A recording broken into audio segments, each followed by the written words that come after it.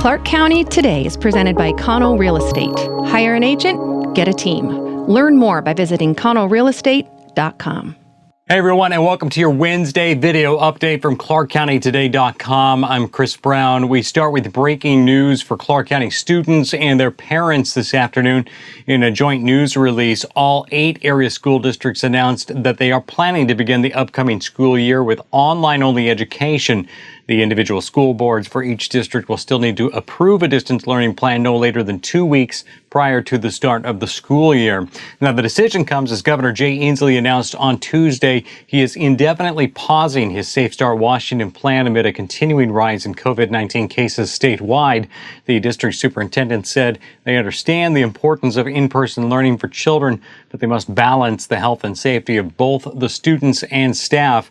Districts are continuing to refine their online education offerings and working on plans to make sure students are engaged and that parents know what the expectations are. Other plans are still being finalized, including the potential for small groups of students to access some buildings if necessary for special education and other needs. Each district promises to provide updated information for families as they continue to refine their plans for the upcoming school year. In the meantime, there may finally be some good news when it comes to the local progress in the fight against COVID-19. Now, Clark County Public Health today said there were only 10 new cases reported since yesterday. That's the lowest daily count in about a month. Now, Clark County has been averaging around 30 new cases per day since late June, so there's hope this may be a sign that things are finally turning around. Hospitalization rates have remained relatively steady. Today, there are 17 confirmed cases and 12 suspected at area hospitals.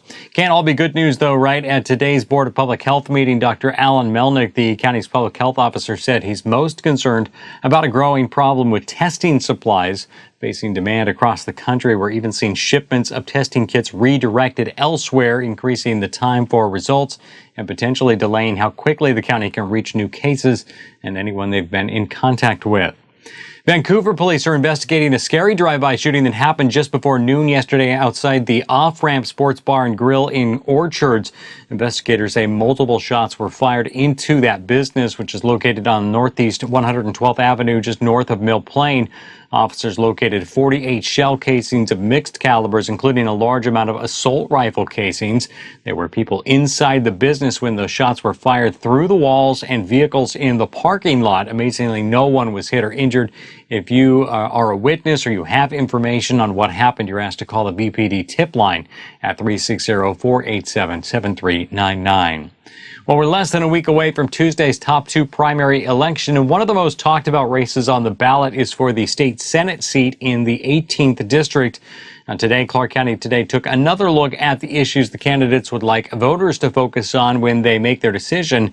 Senator Ann Rivers is being challenged by Democrat Rick Bell and Republican John Lee. Rivers and Lee haven't been shy about taking shots at each other during the campaign. Things heated up when Rivers' husband sent Lee a series of profanity-laced late-night texts, which Lee then went public with.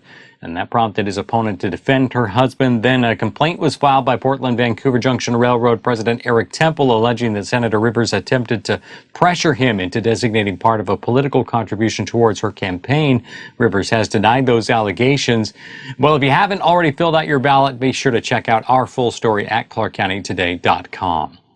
Well, in any given year, the YWCA's Independent Living Skills Program helps more than 100 at-risk young people as they make the transition into adulthood. Here's Paul Valencia with one such success story from that program. Good evening. We are at the YWCA Clark County in Vancouver, home of the Independent Living Skills Program. Brianna Campbell was skeptical at first when she started the program. Now, she is full of confidence, ready to power through with the rest of her life. The program teaches employment training, interview skills, but mostly it teaches self-confidence. For more on Brianna's story and the program, visit ClarkCountyToday.com. All right, thanks so much, Paul. We'll check back in with you soon for a quick sports update. Hey, the heart is joining forces with the lungs at Peace Health Southwest Medical Center, or we should say a cardiologist and a pulmonologist are teaming up. The hospital's Pulmonary Hypertension Clinic brings the two specialties together to help patients receive treatment for the relatively rare disease more quickly and potentially with less expense. While pulmonary hypertension, which is a disease that causes excess pressure in the pulmonary artery, impacts both the heart and the lungs, most clinics are run by either a cardiologist or, most often, a pulmonologist. Peace Health's approach teams the specialties up more quickly to diagnose the cause and treatment for the patients fighting the disease. Patients we spoke with say they couldn't be happier with the differences it has made in their lives. Be sure to check out our full story and the video at clarkcountytoday.com. Finally, in sports, the WIAA has made more changes to its schedule as it deals with COVID-19. Here's Paul Valencia again to explain. It is called a tentative schedule for a reason. The WIAA made more changes to its 2020-21 sports calendar. Season 1 sports, such as slow pitch softball, cross country, those culminating events have been moved to the end of season 3. The regular season still might happen in September, but they might not. We'll find out. Basketball and other season 2 sports will start at the end of December instead of the first week of January.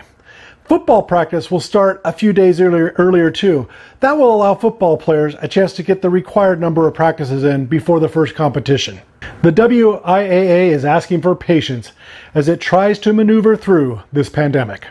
All right, thanks so much for that, Paul. And there's your quick look at the Wednesday headlines we're following for you at clarkcountytoday.com. If you want to stay in the know and communicate with others in your community about what's happening, be sure to follow us on Facebook, Twitter, and Instagram. You can also email us story ideas and feedback to news@clarkcountytoday.com. For all of us, I'm Chris Brown. Thanks so much for watching. We'll talk to you again tomorrow.